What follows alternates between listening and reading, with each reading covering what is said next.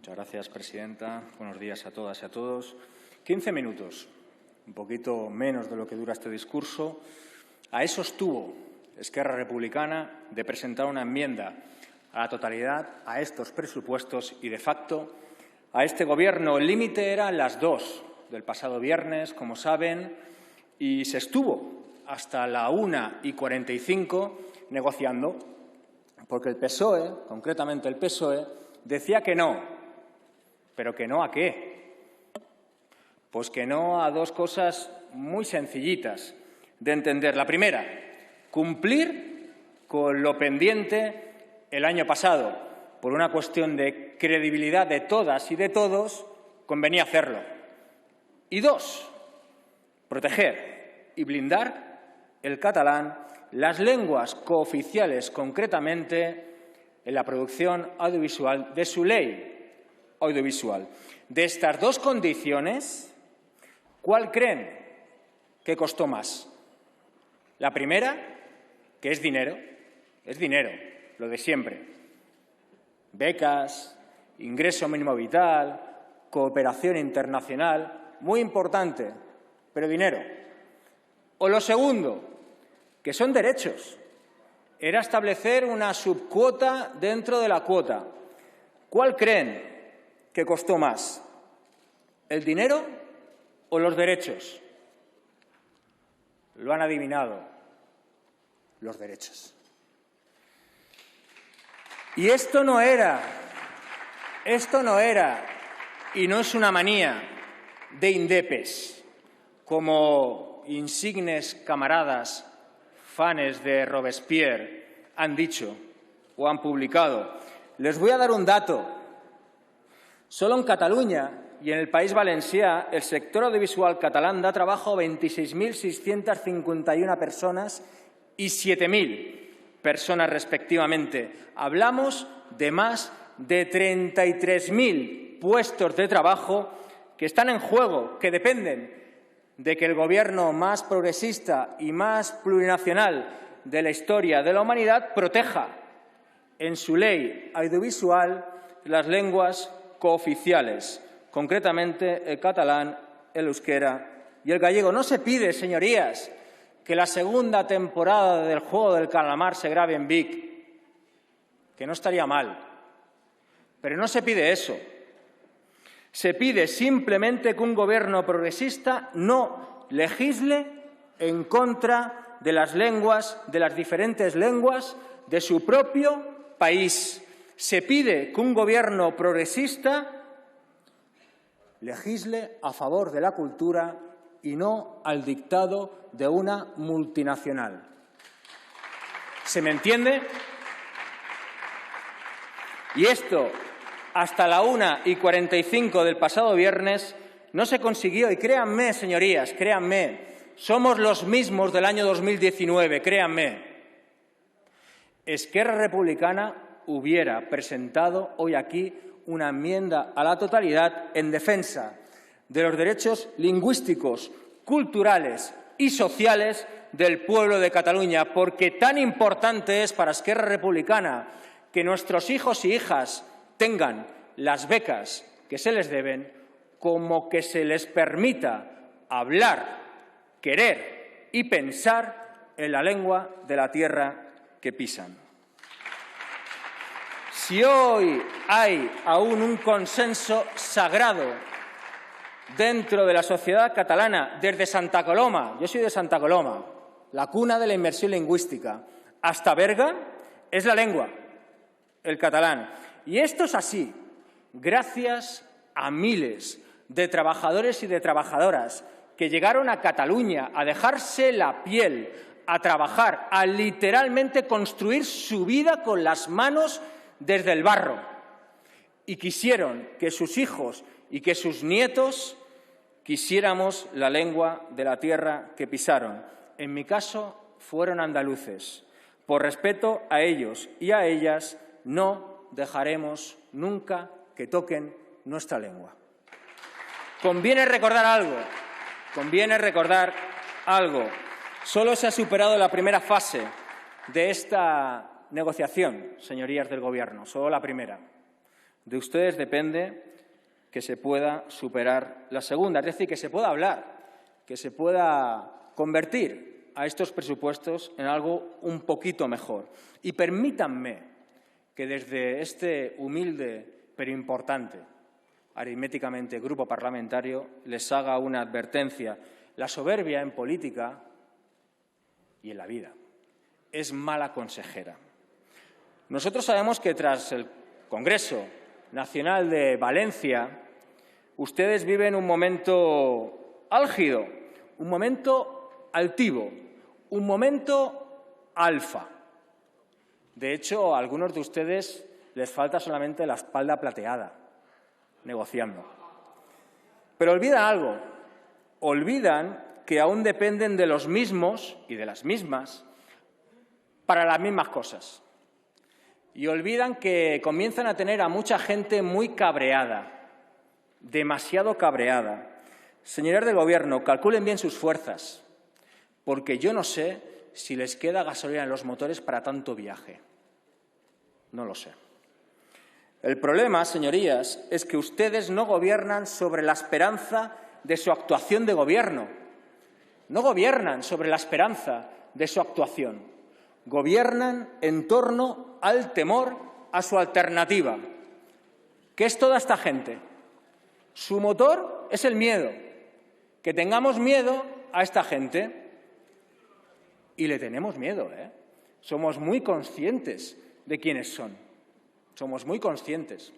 Pero en un país en el que se le retira el acta de diputado a un diputado de izquierdas por la denuncia falsa, repito, falsa, de un policía, mientras aún aquí en este país no se sabe quién es M. Rajoy, el miedo, el temor, no solo lo tenemos que tener nosotros.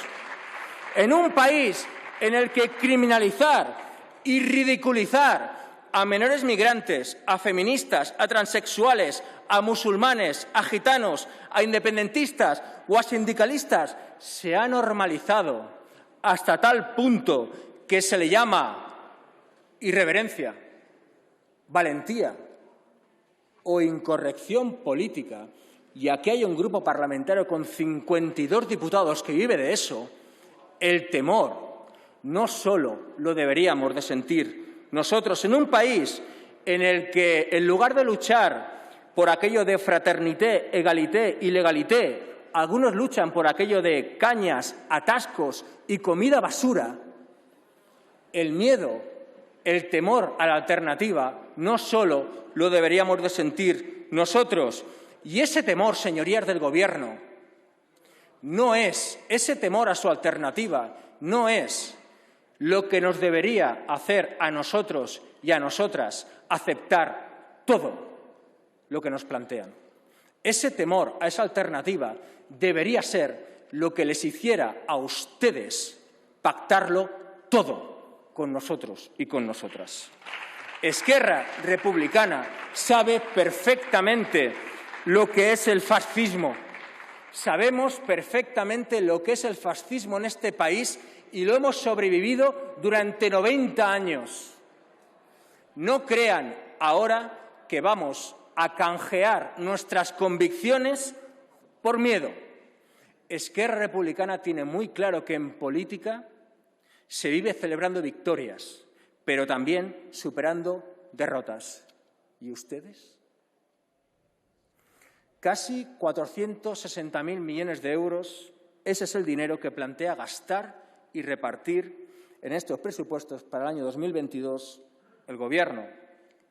Se ha dicho que son los más sociales de la historia de este país. ¿Es cierto? No. No es cierto. Es falso.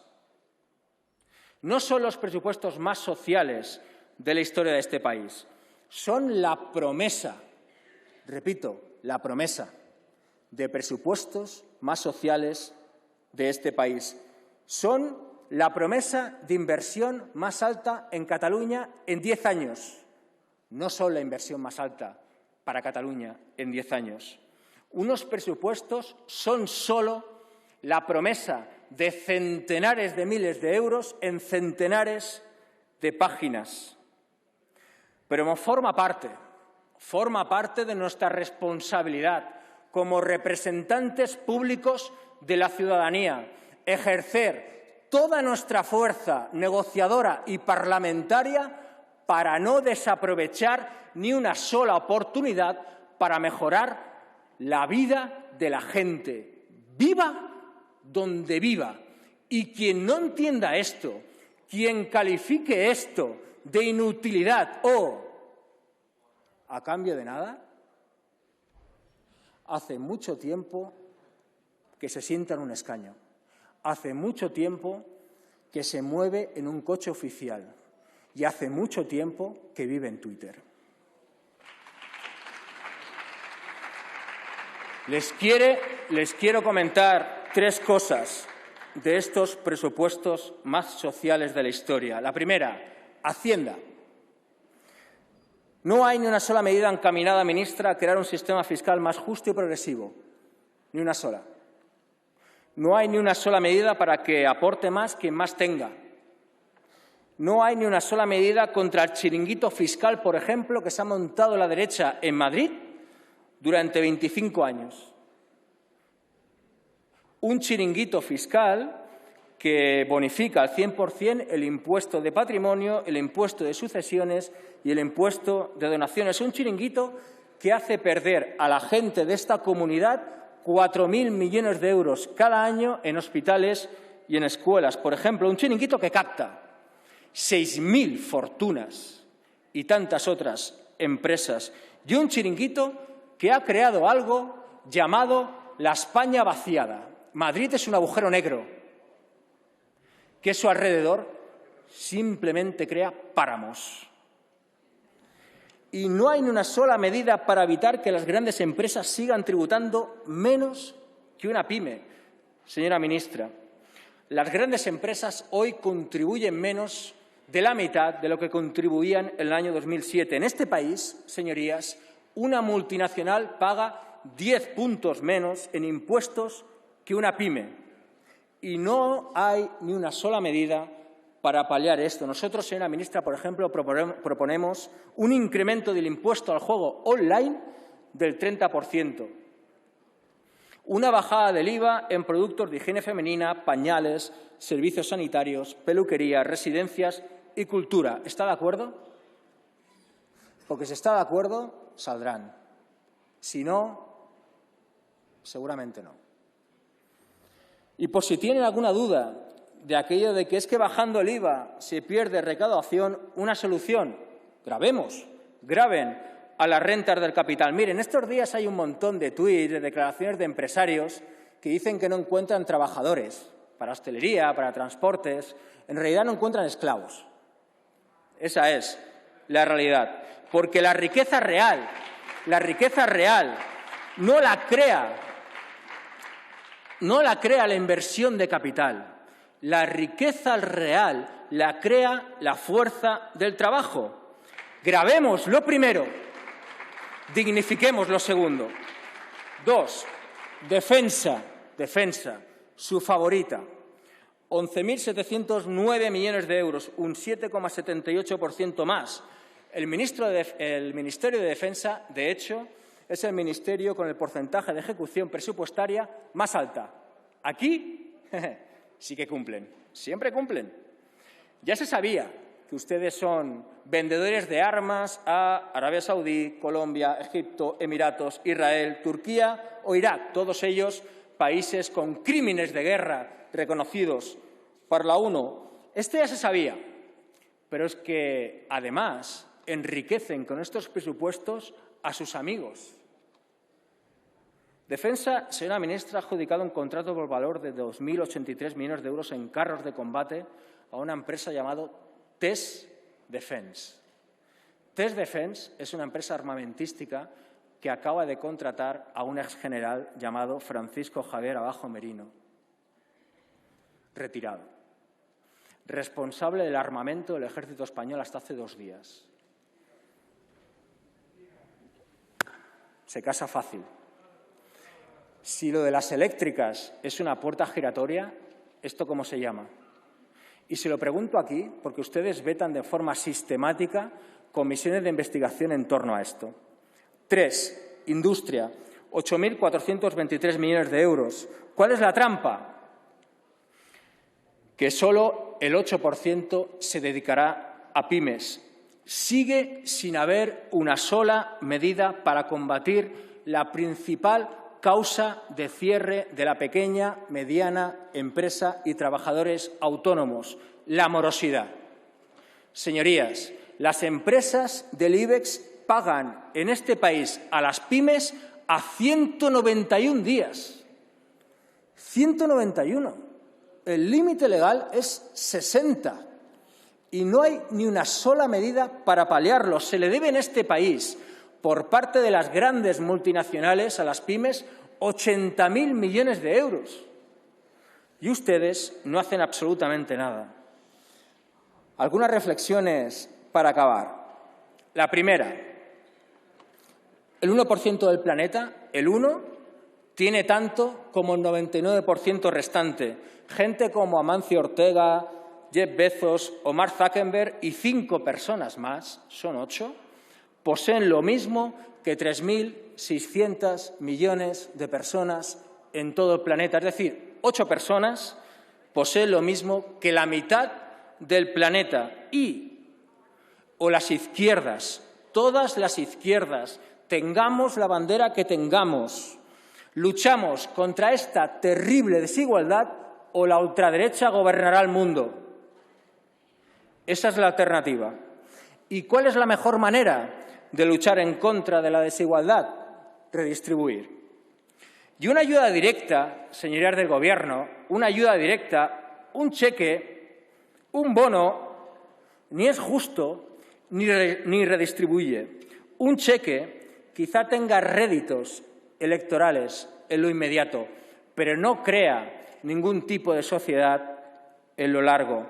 Siendo el suicidio la principal causa de muerte entre jóvenes, el acceso a la vivienda una quimera para los jóvenes y el paro un 40% entre los jóvenes, señorías, es insultante que cuando se hable de jóvenes se hable de botellones o de bonos o de cheques.